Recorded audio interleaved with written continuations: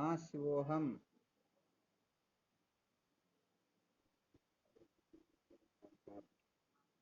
शिवोहम। अच्छा, क्या विषय चल रहा था अपना?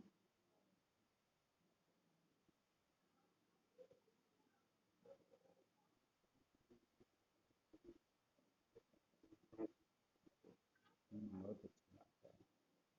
संसार को बनाए रखकर कभी भी सत्य का साक्षात्कार नहीं किया जा सकता, यही चल रहा था ना?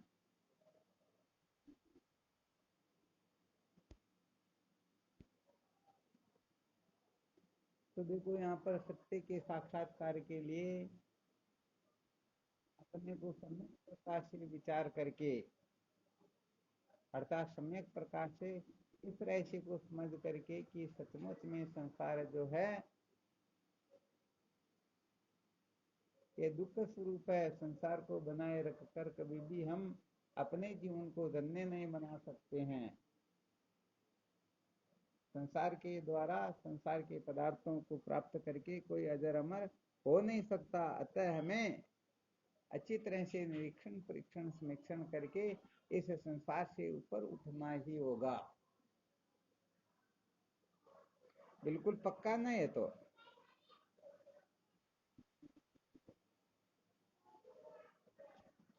अच्छा, यहाँ पर थोड़ा विचार कर लेते हैं।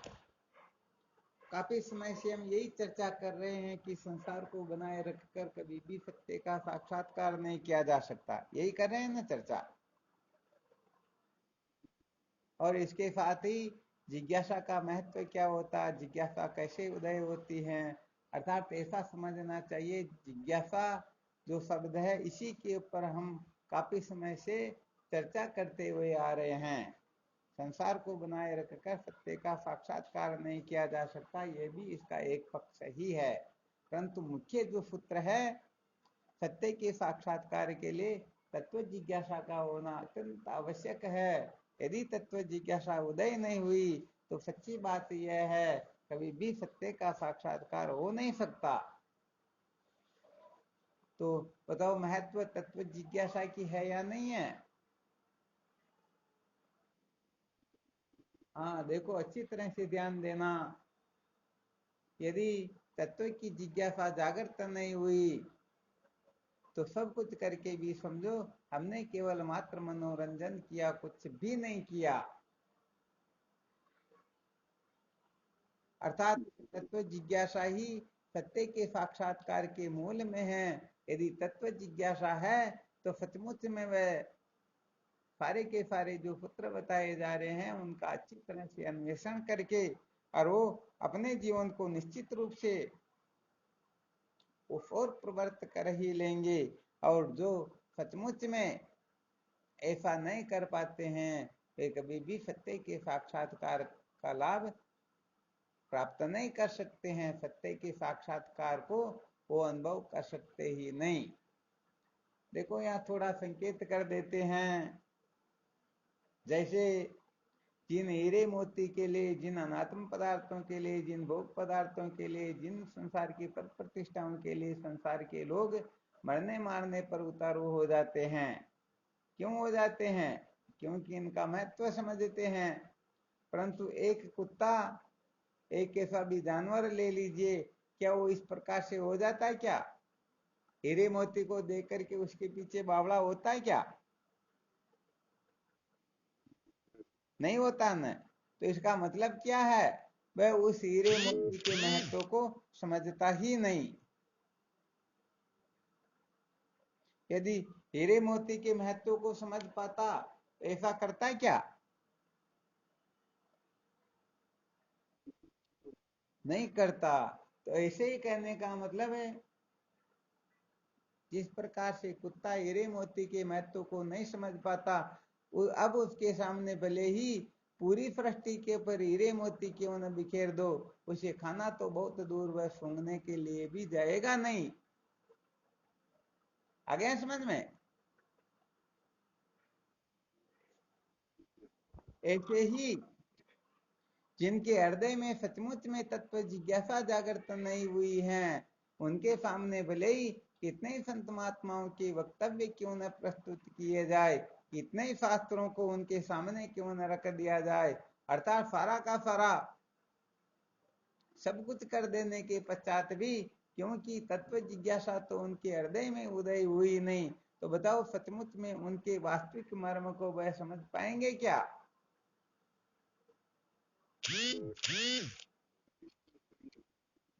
हाँ, इस पर तो काफी बार चर्चा कर चुके हैं कि भोजन के महत्व को भूखा व्यक्ति ही समझ सकता है, प्यासा व्यक्ति ही पानी के महत्व को जानता है। जिसे भूख और प्यासा नहीं है, उनके सामने कैसा भी भोजन और कैसा भी गंगा जल आदि भी क्यों न हो, फिर भी उनका कोई महत्व होता है क्या?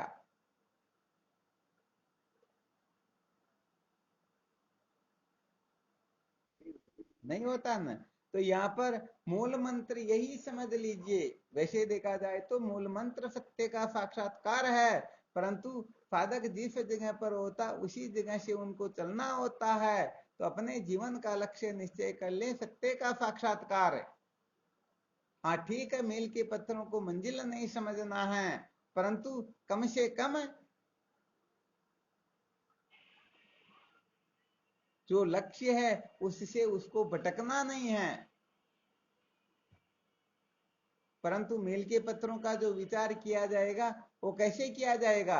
आज किसी साधक से चर्चा चल रही थी, तो उसमें थोड़ा सूत्र बता दिया था, रहस्य बता दिया था। जिस प्रकार से किसी को हरिद्वार पैदल जाना हो, कैसे जाना हो?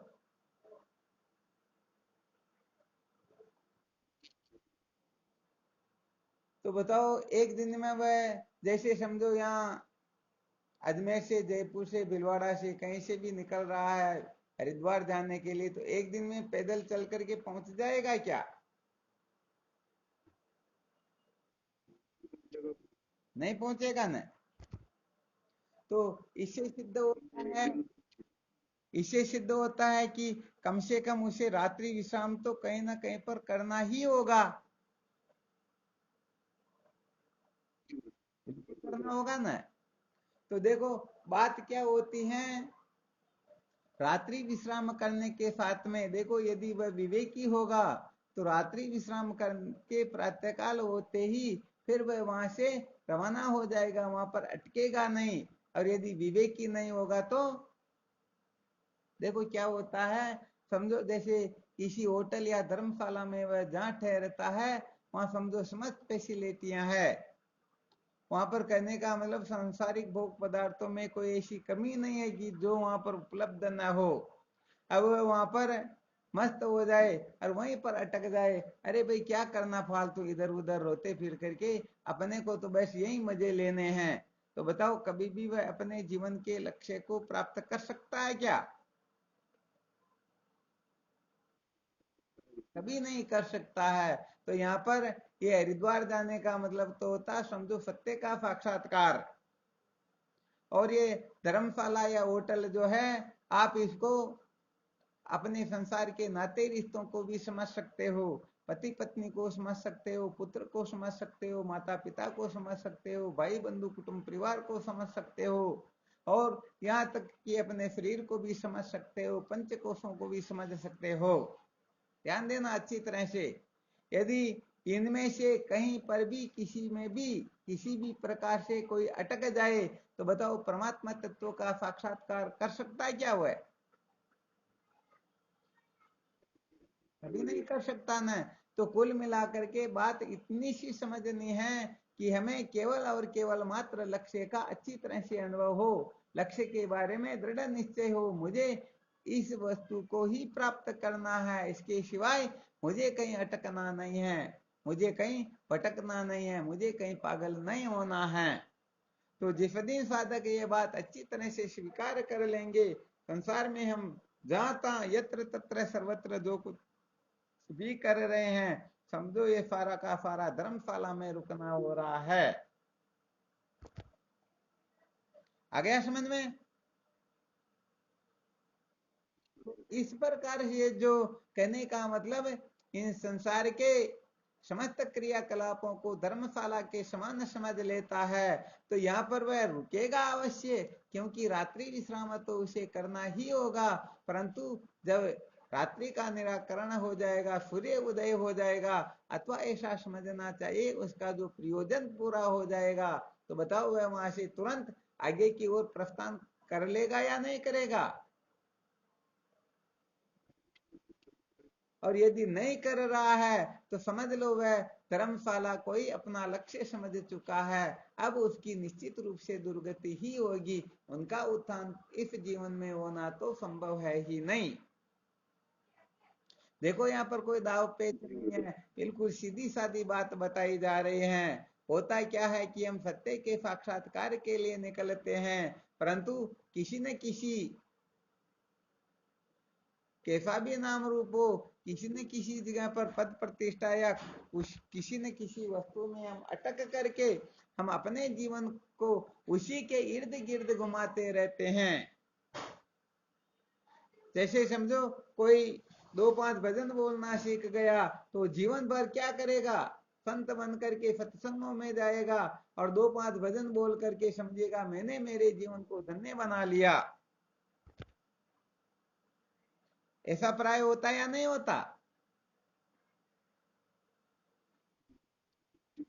हाँ, अधिकांश में बल्कि केवल मात्र यही होता है। केवल मात्र वो समझते हैं कि बस हमने सत्संग कर लिया, हमने लोगों को कुछ न कुछ दे दिया, इसे उनका कल्याण हो जाएगा, मेरा कल्याण तो हो ही गया। ये सारे के सारे इतने बड़े गड़बड़ घोटाले हैं कि ऐसे बोले जीव केवल और केवल मात्र धर्मशाला को ही लक्ष्य समझ कर बैठे हुए हैं। तो जो लक्ष्य को बोल करके धर्मशाला में अटक जाता है, किसी न किसी प्रकार की फैसिलिटी दे करके अथवा वहां की सुख सुविधा दे करके यदि कहीं पर अटक गया तो निश्चित रूप से समझो उसका सत्यानाश हो जाएगा। सचमुच में उनका जीवन धन्य होने वाला, सत्यानाश का मतलब होता है वह सत्य से भटक जाएगा। सत्य का साक्षात्कार मानव देह प्राप्त करके जिस सत्य के साक्षात्कार से सदा सदा के लिए कृतार्थ हुआ जाता है, उस सत्य का साक्षात्कार न करना ही सत्यानाश होता है। तो जिन्होंने सत्य की ओर से आंख बंद कर दी, जिन्होंने सत्य की अवहेलना कर दी, तो बताओ सचमुच में कभी भी वह सुखी हो सकता है क्या?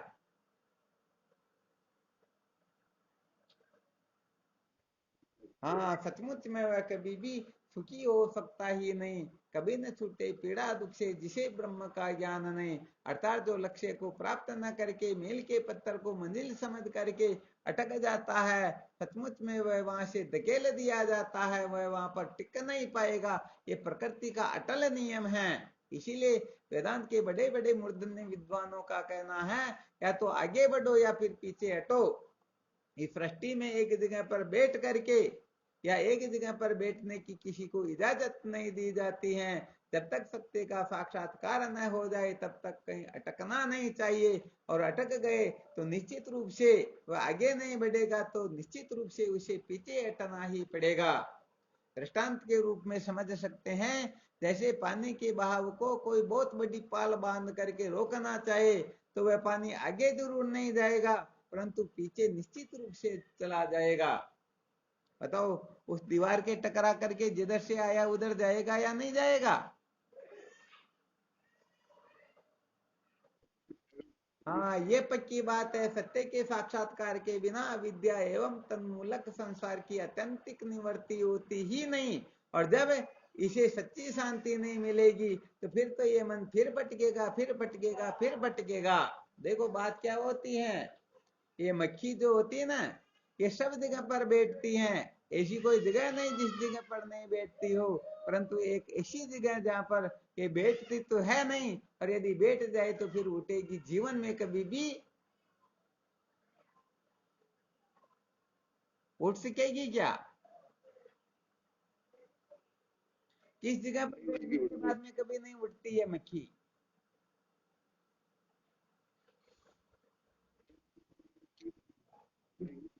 किसके ऊपर?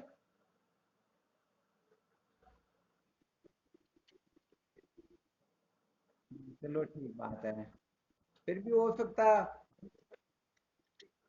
अरे क्या बात, अब की बार कौन बोले? अरे शिवम, बहुत बहुत अच्छा। देखो वैसे पूछालाल जी ने अच्छी बात बताई, वह लालच के समय में दृष्टांत देंगे। यदि कोई लालच में उलझा हुआ होता तो उसको फिर मक्खी और शहद का दृष्टांत देना होता। यहाँ पर ज्ञान की कक्षा चल रही है, तो यहाँ पर दृष्टांत के अंतर्गत अग्नि का ही दृष्टांत देना होगा। अर्थात मक्खी वहां पर बैठना चाहती ही नहीं, शहद पर तो दौड़ करके बैठती ना, इसीलिए प्रश्न किया गया। वह बैठना नहीं चाहती है और भूल से बैठ गई तो कभी फिर उठती ही। तो ये मन जो है, ये मन रूपी मक्खी भी जब ज्ञान रूप अग्नि में भस्म हो जाता है तो फिर कभी नहीं उठता है। और यदि ज्ञान रूप अग्नि में भस्म नहीं हुआ तो सच्ची बात है, ये फिर उठता है, फिर उठता है, फिर उठता है। और वो की वो अपनी प्रक्रिया, वो की वो रामलीला फिर चालू कर देता है, कर देता है ना। तो यहाँ पर मुख्य रूप से जो सूत्र बताया गया है, हरिद्वार जाने वाले को रास्ते में रुकना अनिवार्य है, धर्मशाला की आवश्यकता होगी, इनके बिना काम नहीं चलेगा। परंतु यदि कोई धर्मशाला में ही वहां की फैसिलिटी देख करके अटक जाता है तो निश्चित रूप से वह लक्ष्य से भटक ही जाता है। आवाज नहीं आ रही क्या, है ना? हाँ, इसका मतलब थोड़ा नेट नेट कट कट कर आ रही है ना। चलो थोड़ा, थोड़ा और ऊपर उठते हैं।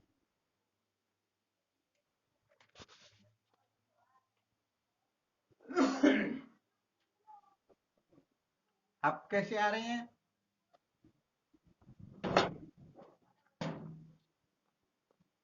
अब ठीक आ रही क्या? अब तो बिल्कुल साफ आ रही है। हाँ शिवम।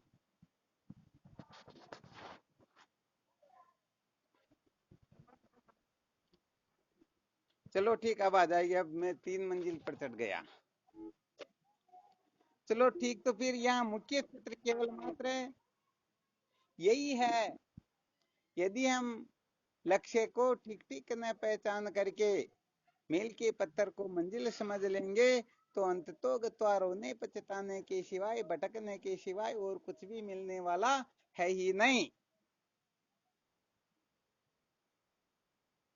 अच्छा, ये जो दृष्टांत सुनाया इसके मूल में क्या तात्पर्य है? क्या आवश्यकता हुई इस दृष्टांत के सुनाने की, और इसे क्या सिद्ध करना चाहते हैं?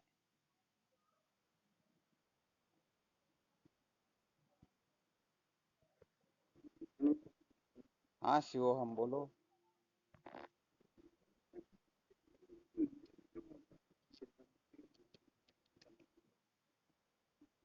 बहुत बहुत धन्यवाद, बहुत अच्छी बात है। चलो और भी कोई साधक अपना वक्तव्य प्रस्तुत करे, इस दृष्टांत के सुनाने में मूल तात्पर्य क्या है, क्यों सुनाया, क्या प्रयोजन था?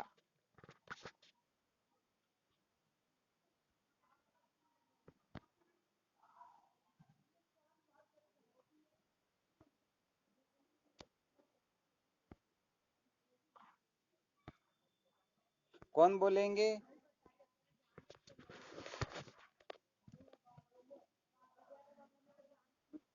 हाँ शिव, बोलो।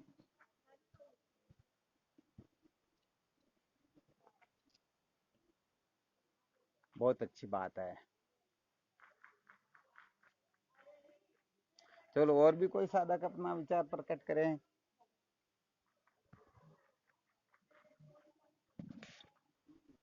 हाँ शिवम, आप भी बोलो।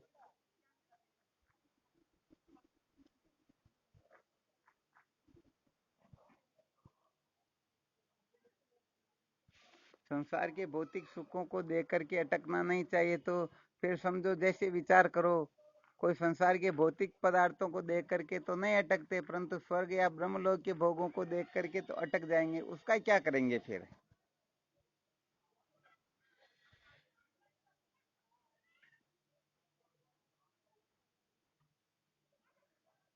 चलो फिर भी बहुत बहुत अच्छी बात बताई, क्योंकि ये सबसे बड़ा प्रतिबंधक ही संसार के पदार्थों में अटकना ही होता है। ये जो दृष्टांत दिया गया, कहने का मतलब स्पष्ट यही संकेत है कि परमात्मा प्राप्ति यदि कोई अपने जीवन का लक्ष्य बना ले तो फिर उसे अच्छी तरह से समझ लेना चाहिए। इस संसार में जागने से लेकर के सोने तक, जन्म से लेकर के मृत्यु तक हम जो कुछ भी क्रियाकलाप करते हैं उनमें चाहे कोई नाते रिश्ते हो, अपने भले प्रिय नहीं, प्रियतर नहीं, प्रियतम ही क्यों न हो, अनातम पदार्थ, ये धन दौलत आदि, पद प्रतिष्ठा आदि, ये नाम रूप कुल गोत्र वर्ण आश्रम, अरे स्थूल सूक्ष्म कारण पंचकोश आदि, अगर स्वप्न सुसुप्ति, ये सारे के सारे मेल के पत्थर ही समझना चाहिए। यदि इनको मेल के पत्थर नहीं समझेंगे तो सच्ची बात है हम यहीं अटक जाएंगे और इनको ही अंतिम पड़ाव समझ करके हम अपने जीवन को कृतार्थ बना लेंगे। बस मैं कृतार्थ हो गया। परंतु अच्छी तरह से इस नियम को जो पहले बताया था, ये प्रकृति की फटकार होती हैं, क्योंकि प्रकृति के राज्य में किसी को बैठने की इजाजत है ही नहीं। ध्यान देना, कब तक? जब तक सत्य का साक्षात्कार न हो जाए। इसीलिए बारंबार ये तत्व जिज्ञासा से संबंधित वैसे बताते रहते हैं कि इसके बिना सचमुच में काम चलने वाला वास्तव में है ही नहीं। क्योंकि हम छोटी छोटी बातों को ये अच्छी धर्मशाला देख करके समझ लेते हैं, वैसे वैसे आनंद आ गया, तो ऐसे हम पता नहीं छोटी छोटी बातों में, छोटे छोटे सूत्रों में, छोटे छोटे सिद्धांतों में जो सचमुच में सिद्धांत है ही नहीं, छोटे छोटे सूत्रों में अटक करके देख लेते हैं कि हमको तो तत्व का ज्ञान हो गया, हम कृतार्थ हो गए। वास्तव में सच्ची बात, आप यहाँ पर दृढ़ नहीं रह सकोगे। प्रकृति के राज्य में जो नियम बनाया गया है उस नियमानुसार आपको वहां से धकेल दिया जाएगा, आप वहां से पतित हो जाओगे। आप स्वयं फिर खोज करने लगोगे कि अभी तक मैं कृतार्थ नहीं हुआ, सच्ची शांति नहीं मिली, मैं क्या करूं क्या न करूं कि वास्तव में मैं धन्य हो जाऊं। इसलिए कहीं पर बैठने की किसी को इजाजत बिल्कुल है ही नहीं। यदि कोई एक जगह बैठ जाता है तो समझ लेना चाहिए अभी तक उसके हृदय में सचमुच में सत्य को जानने की जो तड़पन होनी चाहिए वह तड़पन अभी जागृत हुई ही नहीं। इसीलिए तो हम कचरे को भी सत्य समझ करके बैठ जाते हैं। कचरे को सच्चा समझ करके बैठना समझदारी है क्या? हाँ, बिल्कुल नहीं है। चलो वापस पुनः अपने उसी विषय पर आ जाओ। ये जो दृष्टांत दिया गया, ये दृष्टांत किसको सिद्ध करने के लिए, क्या सिद्ध करने के लिए दिया गया?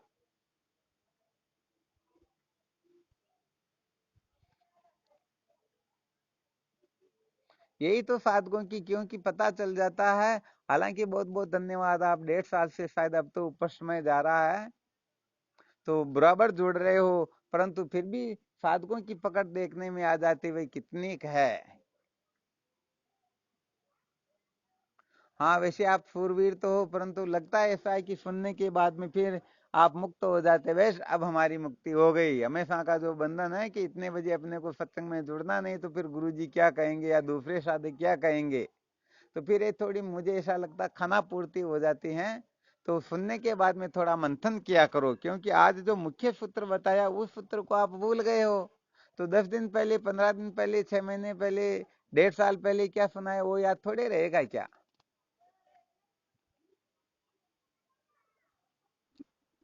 हाँ शिवम बोलो।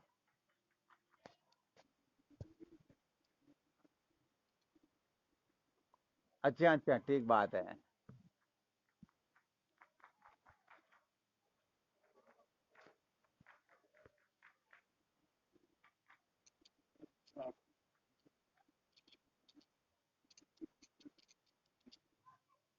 बहुत बहुत धन्यवाद। यही मंत्र था। आपको पहले क्या बताया था? कुत्ते का दृष्टांत देकर के बताया, उनके सामने भले कितने ही अमूल्य हीरे रत्न मोती क्यों न रख दे वह उनकी ओर देखेगा भी नहीं। तो जिनके हृदय में सचमुच में तत्व की जिज्ञासा जागृत नहीं हुई, उनके सामने साक्षात भगवान नारायण क्यों न प्रकट हो जाए, अरे वहां पर तो चाहे स्वयं श्रुति माता क्यों न प्रकट होकर उपदेश करे, फिर भी वह कहने का मतलब उस ओर ध्यान देगा क्या? हाँ, नहीं देगा। ये सारा का सारा गड़बड़ घोटाला होता है बिना तत्व जिज्ञासा के।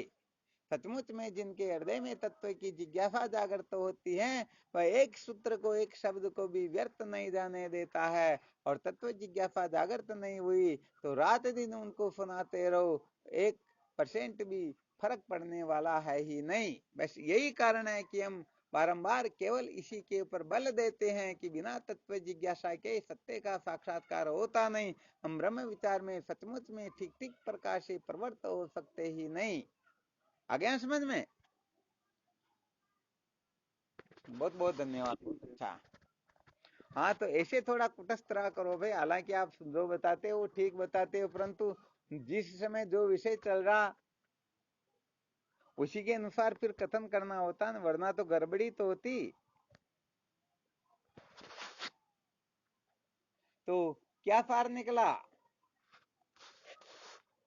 अरे परमात्मा को प्राप्त नहीं करना पड़ता, परमात्मा तो नित्य प्राप्त है। अरे जीव का असली स्वरूप ही परमात्मा है। जीव को स्वरूप अति आनंद कहत वेद। वर्णन आता या नहीं आता? तो कहने का मतलब यहाँ पर कुल मिलाकर के तत्व जिज्ञासा की ही आवश्यकता है। यदि तत्व जिज्ञासा जागृत हो गई तो कभी भी वह मील के पत्थर को मंजिल नहीं समझेगा। अरे यहाँ पर ब्रह्मलोक जैसे भोग पदार्थों की व्यवस्था क्यों न हो जाए, संकल्प मात्र से सब कुछ होने लगे, जो चाहे वो प्राप्त होने लगे, फिर भी वह वहां अटकेगा नहीं, क्योंकि वह जानता है कि मुझे रात्रि विश्राम के लिए यहाँ रुकना था, अब तो सूर्योदय हो गया, अब मुझे यहाँ से प्रस्थान करना है। तो मील के पत्थर को केवल मात्र मील का पत्थर समझना है, मंजिल नहीं समझना है, इसे ही जिज्ञासा कहते हैं। तो देखो भाई, बिना जिज्ञासा के ये सारा का सारा सुनना सुनाना, पढ़ना पढ़ाना या विचार करना कराना, ये सारा का सारा मनोरंजन मात्र होता है, किसी काम का नहीं होता है। वास्तव में तुम स्वयं अद्वितीय ब्रह्म हो, परंतु जब तक ठीक ठीक जिज्ञासा जागृत नहीं होती है तब तक ये बात ठीक तरह से समझ में आती ही नहीं। और यदि किसी की आ भी जाती है तो फिर उनको विरोचन वाला ही बोध होता है। विरोचन सिद्धांति उनके हृदय में प्रकट होता है, वो एक प्रकार से नास्तिक हो जाते हैं। अरे वास्तव में देखा जाए तो ये आस्तिक नास्तिक सारे के सारे मन की कल्पना मात्र है, परंतु एक पक्ष को मजबूत कर लेना, दूसरे पक्ष की अवहेलना कर देना, ये गड़बड़ घोटाला होता है।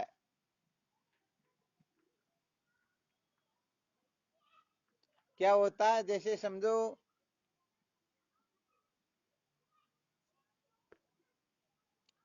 कोई व्यक्ति ये कह दे तुम्हारे को ये 5 रुपए दिए जाते हैं। क्या दिए जाते हैं? 5 रुपए दिए जाते हैं, परंतु इस 5 रुपए से स्वर्ग के जो भोग पदार्थ है वो बहुत अधिक श्रेष्ठ है। अब तुम 5 रुपए लेना चाहोगे तो स्वर्ग के पदार्थों को लेना चाहोगे, तो बताओ वह स्वर्ग के पदार्थों के लोभ से 5 रुपए का त्याग कर देता या नहीं कर देता है? अच्छा, ऐसे ही वह ब्रह्मलोक के भोगों की सुन करके फिर स्वर्ग के भोगों का त्याग कर देगा या नहीं कर देगा? तो ऐसे अनात्म पदार्थों के लिए जो अपना निश्चय बदलने वाला होता है, वो तो विश्वास नहीं किया जाता है कि वह सत्य के साक्षात्कार तक शास्त्रोक्त रीति से वेदांत विचार करता रहेगा। वह बीच में ही अपना स्वार्थ सिद्ध होता हुआ देख करके, अपना स्वार्थ तो नहीं होता है, अपना स्वार्थ तो तभी सिद्ध होगा जिस समय विद्या मूल सहित पश्चिमीभूत हो जाएगी। स्वार्थ का मतलब होता है स्व प्लस अर्थ। अपना जो प्रयोजन, और अपना प्रयोजन पूर्ण होता है सर्व दुखों की अत्यंत निवृत्ति और परमानंद की प्राप्ति से ही अपना प्रयोजन पूरा होता है। परंतु कहने का मतलब कि इंद्रियों के धर्मों को लेकर के, इंद्रियों की संतुष्टि को लेकर के, मन बुद्धि की संतुष्टि को लेकर के यदि कोई कहीं पर अटक जाता है तो सच्ची बात है वह फिर आगे बढ़ने में कभी समर्थ होता ही नहीं। इसलिए सब जगह गड़बड़ घोटाला हो तो चलेगा, कोई दिक्कत की बात नहीं है, परंतु तत्व जिज्ञासा में 1% भी यदि खोट है तो निश्चित है कि उसे 1% ज्ञान कम ही होगा। यहाँ गड़बड़ घोटाला मत करना भाई, अच्छी तरह से। भले ही 1 नहीं 1000 लाख करोड़ जन्म के बाद में जिज्ञासु बनो, परंतु सचमुच में जिज्ञासा में खोट नहीं होनी चाहिए। वैसे देखा जाए आप स्वयं ब्रह्म हो तो जिज्ञासा उस पद से ऊंची है या नीची है?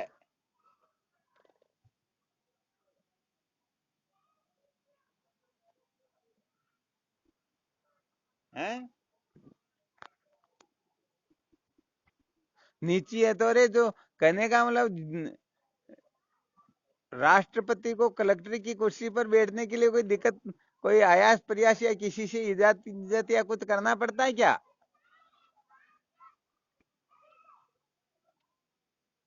हैं? अरे कुछ नहीं करना पड़ता, तो आप स्वयं ब्रह्म हो तो ब्रह्म जिज्ञासु होने में क्या दिक्कत आ रही, बोलो।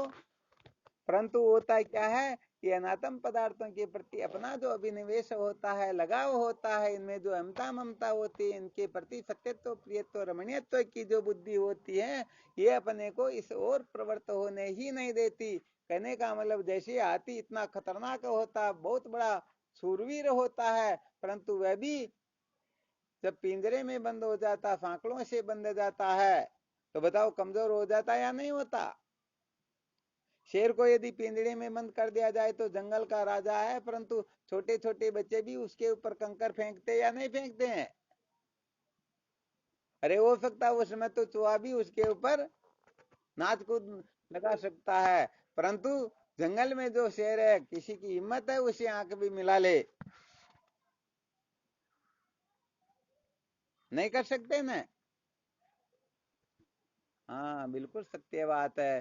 तो ऐसे ही कहने का मतलब हम अनेक प्रकार की आशाओं के गुलाम हो करके सचमुच में हम कमजोर हो जाते हैं। इसीलिए तो भोले बाबा का कथन है, आफा जिन्होंने त्याग दी वे धीर नर ही धन्य है पूज्य भी वे ही यहाँ वे ही जगत में मन्य है। जो बद्ध आशा पास में उस मूड को धिक्कार है, सो बार वाही बेल सम ढोता सदा ही बार है। जो सुख निराशा माई है बोला कहीं भी है नहीं, आशा किसी की मत करे मत आ कहीं मत जा कहीं। मत कुछ कभी रख पास रे मत कुछ किसी से मांग रे, संसार से मुख मोड़ लेकर आप में अनुराग रे। आ गया समझ में? तो भाई देखो, ये थोड़ी विशेष बात है, समस्त साधकों को इस ओर अच्छी तरह से ध्यान देना चाहिए।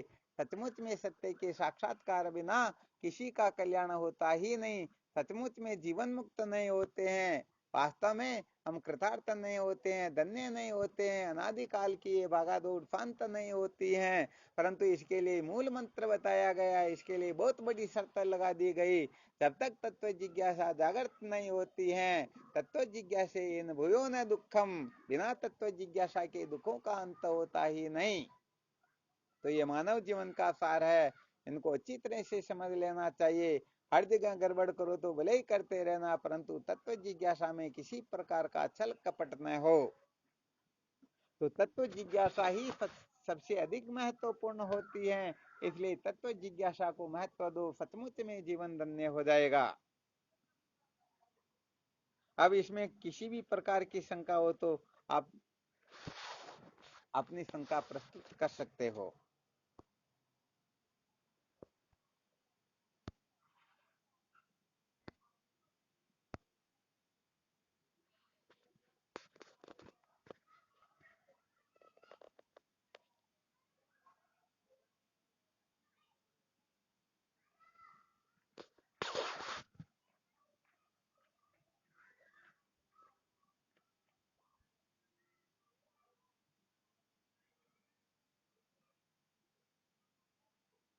किसी को कोई शंका नहीं है?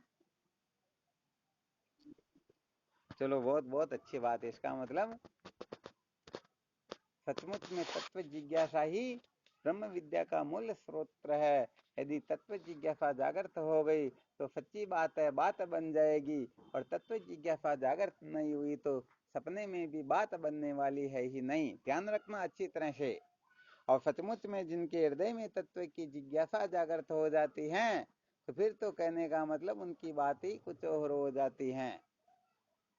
अरे भाई, जिनको थोड़ा बहुत भी इस ब्रह्म विद्या का आनंद अनुभव हुआ हो, वो सचमुच में ब्रह्म विद्या के सिवाय और किसी को महत्व देता ही नहीं। और यदि कोई कहे नहीं नहीं, तो फिर गड़बड़ घोटाला हो जाता है। क्या बताएं आपको, कल की सत्संग के कार्यक्रम की थोड़ी आपको झलक दिखा देते हैं। जिनको कहा जाता है कि वेदांत के बहुत बड़े साधक है, जिज्ञासु या बहुत बड़े ज्ञानी आदि आदि, वो भी रात को 15 मिनट वेदांत के किसी विषय पर प्रवचन किया और हाथ जोड़ने लगे, स्वामी जी सभा वाले समझ नहीं रहे, आप यही अपने वक्तव्य को विश्राम दो। अब विचार करके देखो कितने बड़े जिज्ञासु या ज्ञानी हो सकते हैं, होंगे क्या? हाँ, तो ये बहुत बड़ा गड़बड़ घोटाला हो जाता। तो सच्ची बात ये होती है, सबसे अधिक ये प्रतिबंधक जो भेदवादी लोग जो होते हैं ना, ऐसा समझना चाहिए जो संत जो होते हैं ना, संत सबसे ज्यादा प्रतिबंधक होते हैं सत्य के साक्षात्कार में। क्योंकि जब इनकी दुकानें बंद होने लगती हैं तो ये चिल्लाने लग जाते हैं कि रे हमारा क्या होगा, हमारा क्या होगा, जैसे समझो ये केवल मात्र इसी के सहारे जी रहे हो।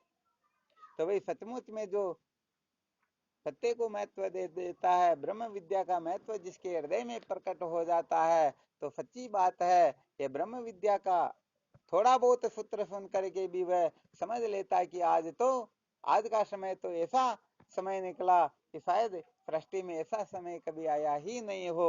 अरे यहाँ पर तो कहा गया है, वाजिमेद सहस्राणी राजसूय शतानी च वाजपेयी सहस्राणी अश्वमेधेन शतानी च एकस्य ज्ञान योगस्य कला नहरंती षोडशीम। हजारों वाजिमेद यज्ञ करो, हजारों वाजपेयी यज्ञ करो, हजारों राजस्व यज्ञ करो, हजारों अश्वमेघ यज्ञ करो, परंतु एक ज्ञान योग की 16वीं कला के बराबर भी नहीं होता है। तो बताओ, जिनको सचमुच में ज्ञान का रहस्य पता चला हो, ज्ञान का महात्म्य समझ में आया हो, तो बताओ ज्ञान के सिवाय वो और कुछ सुनना सुनाना चाहेंगे क्या? नहीं चाहेंगे।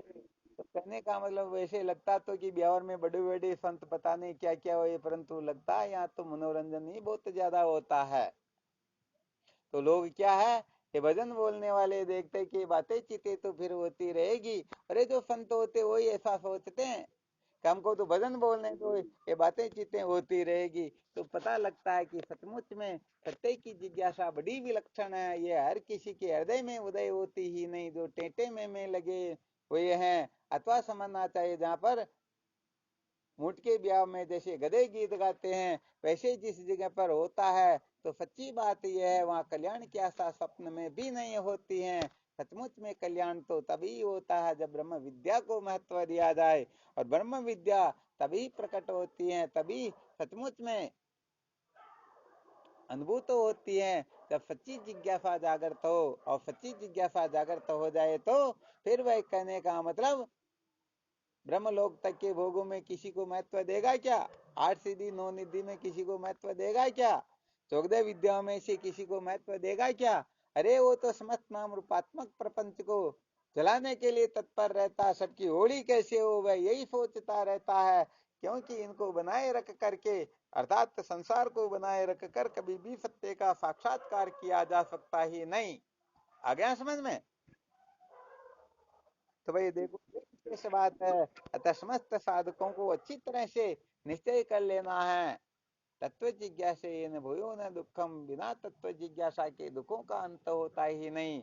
और जीवस्य तत्व जिज्ञासा, मानव जीवन का सार केवल और केवल मात्र तत्व जिज्ञासा के जागृत होने से ही हो जाता है। अतः अपने को गड़बड़ घोटाला नहीं करना है। ब्रह्म विचार तभी सार्थक होगा जब सच्ची जिज्ञासा जागृत होगी। और सच्ची जिज्ञासा कब जागृत होगी?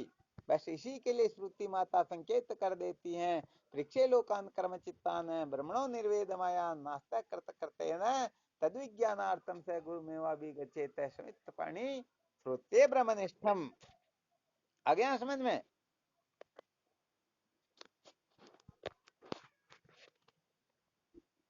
वाह, चलो बहुत बहुत धन्यवाद। ठीक, कोई शंका हो तो देख लो, नहीं तो करो फिर विचार, ठीक है ना?